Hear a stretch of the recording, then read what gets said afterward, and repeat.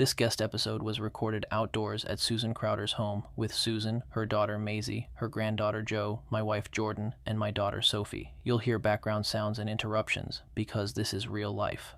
911, what's your emergency?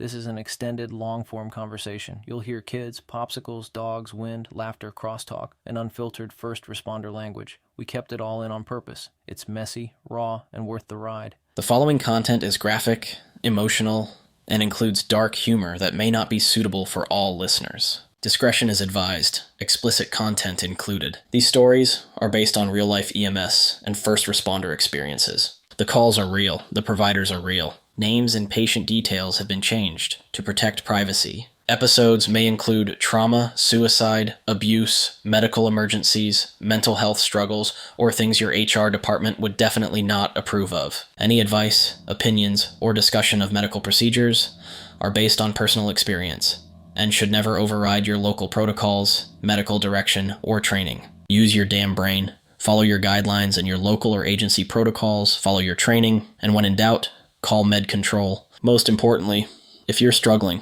don't do it alone. Talk to someone, a coworker, a friend, a therapist. Or hell, reach out to me. I'll answer. Need help right now? Text or call 988 or visit 988lifeline.org. Last time Susan walked us through waking up after multiple brain surgeries, trying to do CPR with a brain drain still in, and what it felt like to flip from medic to patient overnight. I mean, she never shuts up. That's a good thing. That's why I love her. Exactly. We have no injuries. None of y'all's family shuts up, and I love it. Too honest to be a Do what? If you had no injuries and you had no injuries and you would still work at the police force. Yes. That's what she's saying. Yeah, if she never got injured, she'd still be doing it. Yes. Yes. Yes. Would you still have ventured out and did paramedic and stuff, or would you Probably not. I would still be at the police department. So the injuries brought you to the paramedic and fire side of things. Yeah. But I wouldn't have been on the streets. And the reason being is because after I had Alyssa, and I wanted to get to the point to where that I wanted my kids to know me if I died in the line of duty. Mm-hmm. I wanted them to know me. And then when I had Gracie, I was afraid that she wasn't going to know me if I died because she was an infant. So that was my fear. I wanted to be off the street after that. And then I actually ended up injured. I'm sure that's a lot of fears for a lot of the cops. But. Right. But honestly, if you had been able to go back, I have a feeling that you would have ended up some type of higher ranking, but you wouldn't have been a chief. No. Crime? You would have been like a corporal or a lieutenant or something. Oh, no, they would have hid me in a closet somewhere. That's the general population. They can only bring you out whenever shit's going down and they need you to go start screaming at officers for doing they would have I probably would have done something with the kids. They'd have probably put me in the school system, school resource officer or probably over evidence or something, because that's where they hid people like me. So here's another. And I worked a lot with the school, and they didn't ask me to. So their school was Richland, and the principal and I had an agreement. She had my number, and no matter what she needed, she called me. It didn't matter if I was on duty or not. I would go up there and I'd handle it, which 8 out of 10 times involved Dallas. Oh. So that's why we had that agreement. So whether it involved him or not, it was still call me and I'll handle it. And that way, that's how I got hurt. Gotcha. She called me, and it didn't involve Dallas. It involved it. Yeah. But I was off duty. I had already gotten off, but I was still in uniform, and I was up there to get the kids, and I was in full uniform. So I was considered on duty. Right. Per their policy. Right. Because you're in uniform. And she came over to me and she said, look, there's this daycare bus and it's broke down. And so I went over and I tried to get the bus out of the way of the walkway because you couldn't see the kids walking back and forth. And the crossing guard was having trouble, and she was really afraid one of the kids were going to get hit. Right. So I went behind the daycare bus. My idea was, here's the short little police officer, and somebody's going to come help me pushed this daycare van out of the way. So I put my hands on the back of the daycare bus and I went to move it. And when I did, my Achilles tendon snapped just like that. Too much force. And I rolled up underneath that daycare van and I tried to hug that fucking tire as hard as I could because it hurt so bad. My whole body was shaking. I didn't know what had happened. I was just, it was horrible. I would give birth every day. Every day. Damn. With no pain meds. It hurt so bad. Damn. But anyway. Yeah, that was one hell of a scream. I bet. Yeah, the kids, We were outside when it happened. Oh, really? yeah. Looking for her. Maizee Oh, and wow. Alyssa came running over and they were, I don't know if Dallas came over there. He was always with his friends. But Dallas came after. they came over and Alyssa, I remember Alyssa was screaming and crying. She thought I'd been ran over. And then, of course, you know, they called Steven and he was like really late getting there. And they called one of the officers, Ed, and Jimmy came over and waited with me. And I told the ambulance, they called an ambulance. I wasn't going by ambulance because, you know, I'm too hard-headed. And No, I not was you. waiting for Steven to come. And I was like, you know, because we had to leave this. So you got to think about Arkansas and Memphis, how close they are. You had to go across state lines to get to a hospital that would have been able to fix what I needed fixed, because the hospital in Arkansas where we were at would be like going to Doc in a box. a dock in the box. Gotcha. Just a And- Band-Aid shop. You would have to travel 45 minutes to get to the hospital, and I was not going by ambulance. That far. Our ambulance, I was not going to take that. I wasn't doing it. Right. And I was not going by the people that I worked with and them cut my clothes off because I knew exactly what they were going to do, because that's what, Hey, that's They where always you got said. that threat from. yes, I'm going to cut your clothes off. Yeah, I mean, it works. Yes. It does. And Hey, it kept us from doing stupid stuff as teenagers. Yeah. it's a very good threat. It really is. And it And- does work on a lot of patients. And we had a van, so I could crawl into the back of the van. And as soon as we got to the hospital, they thought I was on duty anyway because I was in full uniform. Right.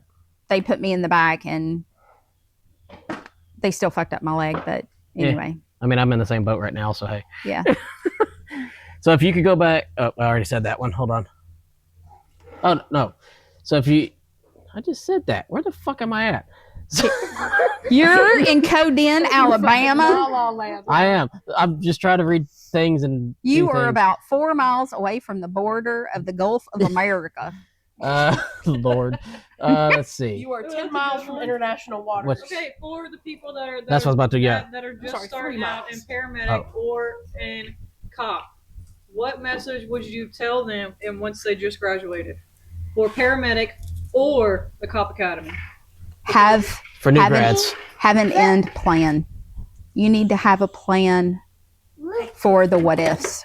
The end plan. So I kind of want to get with Cody on that because he wants to be on here too, and I'm going to interview him on that part. You need to have a plan, and not just for you, for the rest of your family. Right. Because I've had to sit down and say, okay, if I die tomorrow, what is going to happen to every person that is close to me, and not just my bills, Right. like Everything. for my significant other, to every child, because that is my fear. That is your legacy. It's not your job. Fuck your Fuck the job. Because they're going to have somebody else. They're going to have an ad in the paper looking for somebody else. That job does not care about you. Fuck your certification. Fuck your training. Fuck all of that. And I was raised religious. I was raised in a church. I was raised Southern Baptist. And you know what? All the God-fearing people out there, God bless you. God bless you. Fuck church. Not sure if I want to leave that in, but we'll figure that out.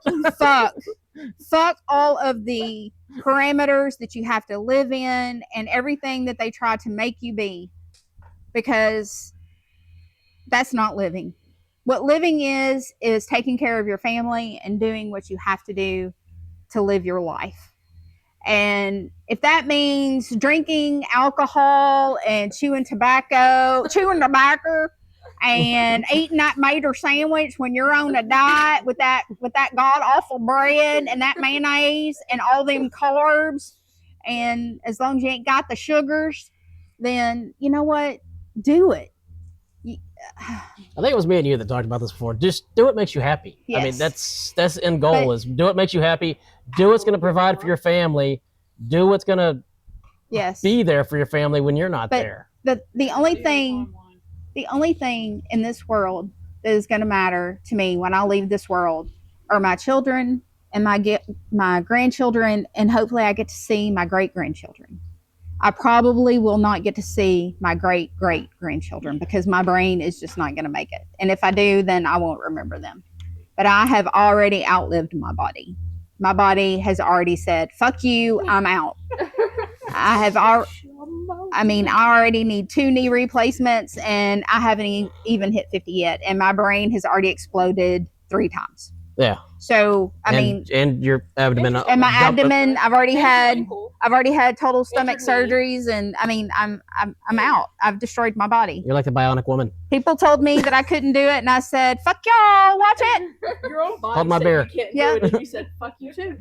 So, I just So basically, need- you telling people that if you graduate paramedic school, have at it. If you graduate cop academy, have at it. But everyone has a timeline and Yes. do whatever the fuck you want to do, because honestly, your job doesn't give a shit. no.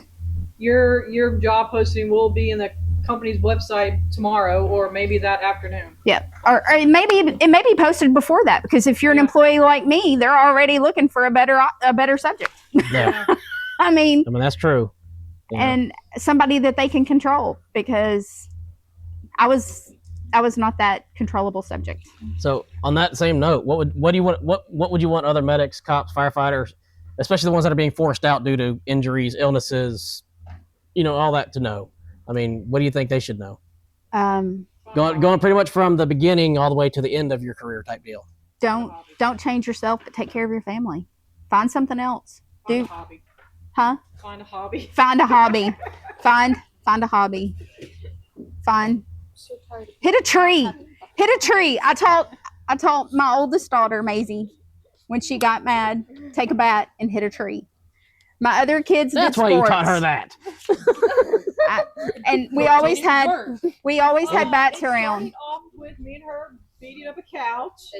This is true. Destroy something.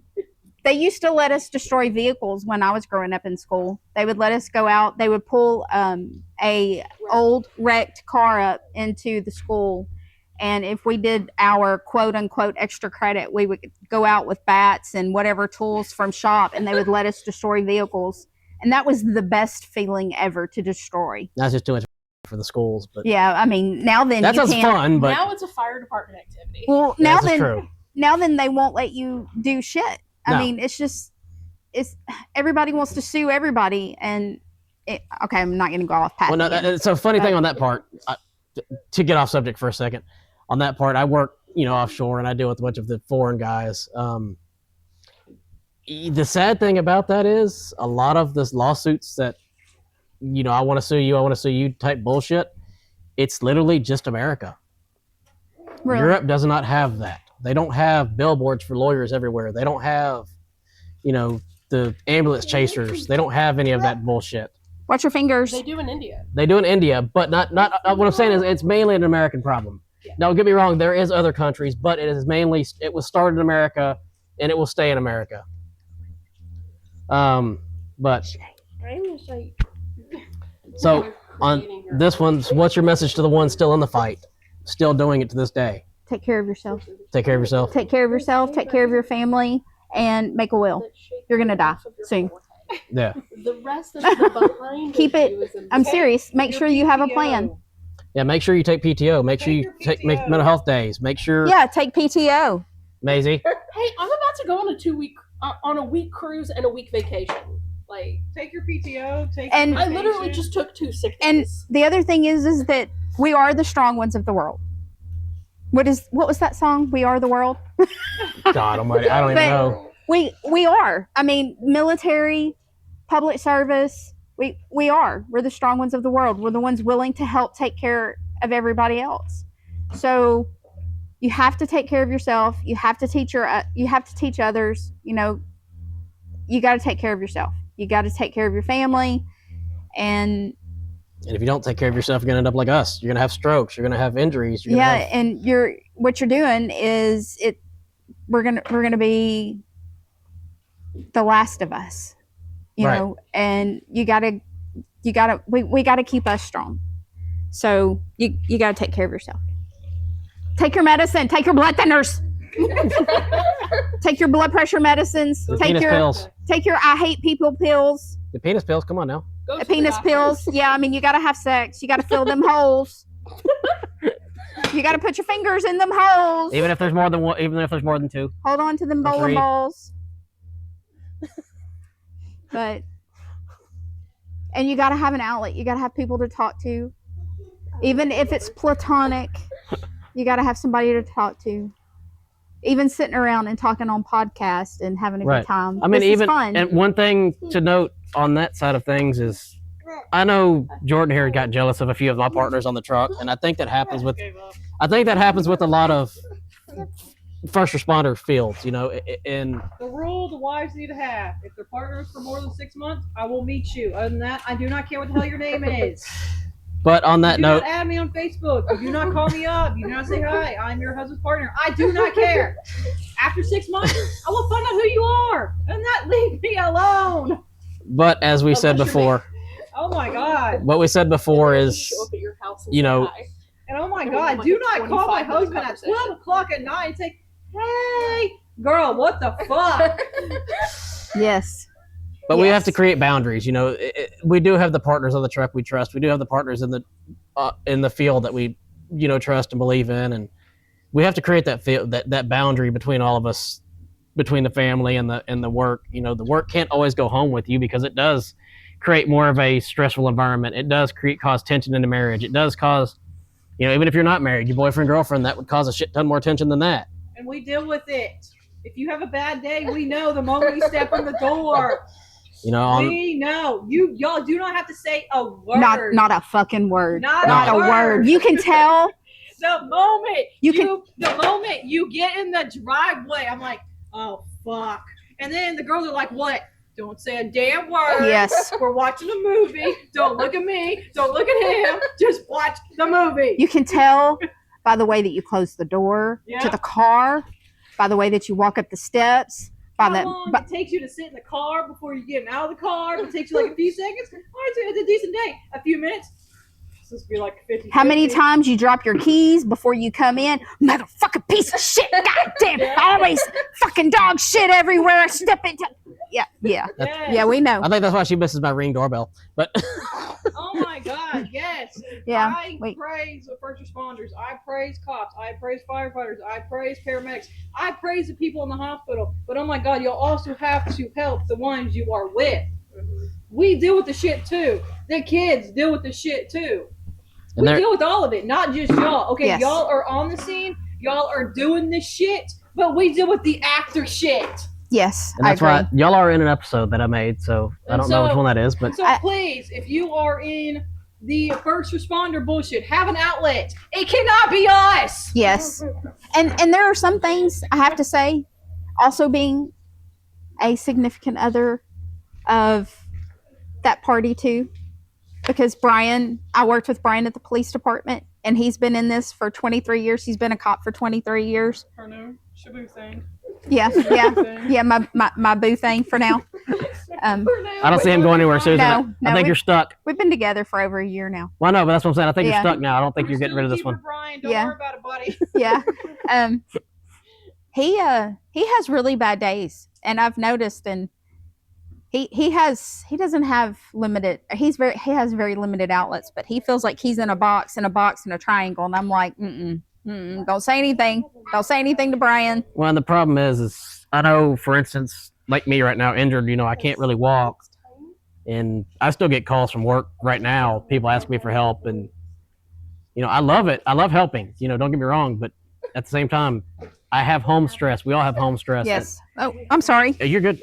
It all blends together in the end, and I don't think a lot of the people that work with some of the crews, I know firsthand that a couple of the crews I've worked with, they were, you know, married or dating Right. or whatever. It caused a lot more tension than people realize. Yeah. I don't know if I can You know, put that down. and maybe it's just me, but I think any field that is in first response, You don't need to work with a loved one. You don't need to work with your spouse. Oh no. It no, causes too much Mm-mm, issues.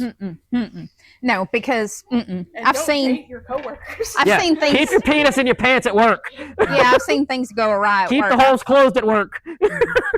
I've seen some female officers like shoot at each other for that penis. No, the penis is not worth the penis or the pussy, Maizee. No. Well, The penis or the pussy is not worth it. well, so the You don't double dip at work. also you got to think about it. If you do have kids at home and you do cheat on your spouse, that's child support.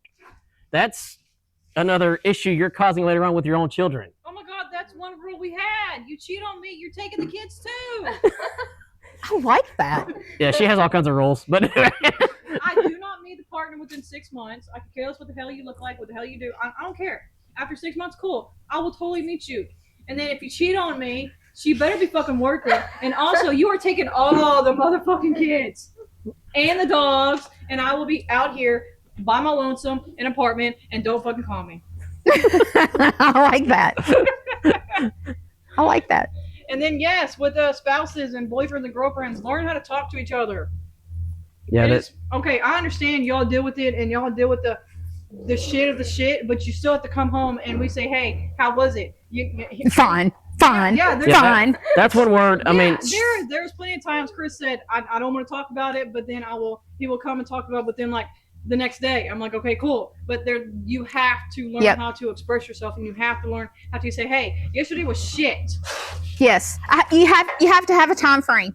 Okay, so I understand you have a bad day. I've been there. Okay, I'm cool with that. So- so just a heads yes. up, I am writing another book, Okay. and it's going to be for the families. So I'm going to be sending that up. I'm Yeah. still working on it, but But as both people there, right. you have to have a time frame. So you have to have And, communication, well- and you have to have a time frame. You have to have rules So- that are set. I learned with the brain damage. With, Oh, Lord. with the brain damage. So in my darkest moments, because I had several. There were several times that I remember being in the hospital after that month that I woke up that I had so much pain and it hurt so bad. And I don't know if Maizee was one that was there. I just told Alyssa, I said, you just got to let me die. You just got to let me die because it hurts too bad. I just can't Right. stand it. Because they could not get my pain to go away. And it was horrific. And I got to the point to where that I was so depressed and I was so upset and it hurt so bad. And I knew I wasn't going back to work. I knew that I was nothing. I knew that I was losing everything in my brain. Right. And I couldn't even, I was having trouble. I knew who they were, but I was having trouble. I was having trouble and I knew that I was having trouble. So I was so depressed that I would give myself 60 seconds. And I remember looking at the clock because that was the only one that I could remember was 60 seconds was the big ticker, the big hand going Right. around. And I would give myself 60 seconds. And that was it. That's all I had was 60 seconds to be sad. So I remember giving myself time frames. Now this may be multiple times a day. I would do it. Right, of course. And of course I don't remember shit because remember I got brain damage. It was in the front. I don't remember. Right. I don't remember. And I could To the back, to the side. it's all over. But that's how I did it. And so even now, like when I get upset or if I get mad or if I get angry, for some reason it just stuck. I've got 60 seconds. I got 60 seconds. So like when Brian's had a bad day, I'll tell him, you got a time frame. You got to give me a time frame. When are you going to be able to talk Right. about it? When? And that's You can tell me if it's fine, but you're going to talk about it. so. Again, on that note, fine is not a good word for us as responders. That should not be in a vocabulary. Okay. We're not fine. Okay is all right, No, it's not. No. but it's better than fine. Because we all know what fine means. So Exactly. now then we've gone to okay. That's my favorite. I'm dealing with But it. but when we know, when the spouses and the others know, instead of saying that word, we need to work on give me a time frame. Tell them the time frame. Give me 24 hours. Right. Like we have this thing on we don't like to tell each other what we want to eat. Right. So We like to cook at home now. We don't like to go out and eat a whole lot because it saves money and we're on a budget. So somebody will ask me, what do you want for dinner? You know what? Come back to me this afternoon. Right. That's a time frame. That answers the question. And it gives you a deadline. Right. So Brian will say, I'm working on it. Give me 2 hours. You know what I mean? Right. So we've started trying to work on time frames. So for that would be my answer. That'd be a good one for that. I mean, But- time frames are important in that. But it gives an answer to the person that is seeking to help. Right. So It Like- also gives your spouse and your significant other time for you to digress your feelings Yes. and your frustration, and so y'all don't take the frustration and the anger onto the other person. yeah, because the other one is still playing it out in their head. Well, yeah, and Yeah. I mean, Because you're still having that argument and that disagreement, even though you don't know that they're you a part still of have it. arguments and disagreements in your head that happened 10 years ago. Yes, yes. well, I mean, I can't count the times that I've blown can't up. say that I don't, but I can't count the times that I've blown up with the kids at Jordan for, me coming home and running horrible calls, and of course them asking the smallest, stupidest question of, "Hey, what's for dinner? Hey, I think one day she asked me, "Did you get gas before you came home or something?" And I just blew the fuck up. We have to learn. she's good. I'm watching. We have to learn how to communicate with our significant others. We have to learn to communicate with our partners on the truck. And I think that's one thing that the older... You yell? Who, me? Yeah. You Well, blow yeah. up? I blow up all the time. Oh, I would have never imagined No, not at all. you to get mad, be over the top and have Never. emotions. I thought you were always even kill and. Nah, yeah, sure. Oh my god, it's like now when once the kids ask what's for dinner, I'm like, I just want to erase that question out of everybody's vocabulary. Yes. It's like PTSD every day. That's the Yeah. one question you don't want to get asked and you don't want to do because you have to cook it, Mhm. you have to fucking serve it, you have to fucking clean it, and then you want to just never Erase it. want to eat it again. Yeah. Yeah. Fuck y'all. That's what I want to say. I'm like, Fuck y'all. honestly, I don't care. Every time you ask me that question, it's automatically peanut butter and jellies. Yeah. Find something. Yeah, That's You my have answer. to make your own. Yeah, seriously, don't Leftovers. ask me. That's what I've been telling them lately that you got to find your own shit. I'm like, Make your own food. stop Fend, asking me. fend for yourself. Teenagers. Fend for yourself, We were Knight. making our own food in middle school. That's what I told them. They're like, "Oh no, you didn't." Yes, we fucking did. Ramen noodles. Ramen noodles and peanut butter and jelly sandwich and grilled cheeses. Dallas was great at making grilled cheeses and bologna. I used to make the little meal kit things that you would get from the store, like the little servings of fancy noodles, I'm watching. Thank you. like the Alfredo noodle kits and stuff like that. I used to make those all the time. I'm like, we have an air fryer. Fine, figure the shit out. We have every device in that kitchen that you want to cook. Maizee bought a bread maker. They've been making their own bread. It is lovely. I wanna You need to make me learn that. some. Would you like some? I I would. wanna learn that. Absolutely. Hell What kind yeah. of bread do you want? I don't care. I've been eating that multi-grain All right, let me close this out real quick. Bye, everybody. It was nice talking to you. Totally got off subject with the two brain dead people. It's all good. All right. Like I said, TBI. Finger the hole. Finger the holes. All right, so that was Susan Crowder, 3 uniforms, 1 stroke, and a reminder that even when the job ends, the story doesn't. Sometimes the bravest thing isn't running into the chaos, it's learning how to live after it. Need support right now? Text or call 988 or visit 988lifeline.org. You're not alone, not in this job, not in this fight. If you ever want to share your story, hit up the Facebook page, Dispatch and Dysfunctional, or visit critical-run.com. We're building this for you, for them, for all of us.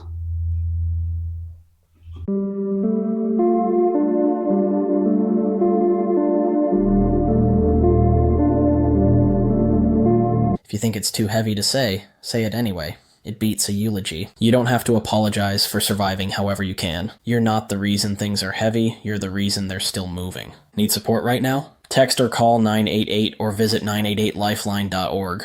You're not alone, not in this job, not in this fight. Want to share your story or connect? Visit critical-run.com or message the Facebook page Dispatched and Dysfunctional. We're building this for you, for them, for all of us. That closes out part 3 of Susan's story, 3 uniforms, 1 stroke.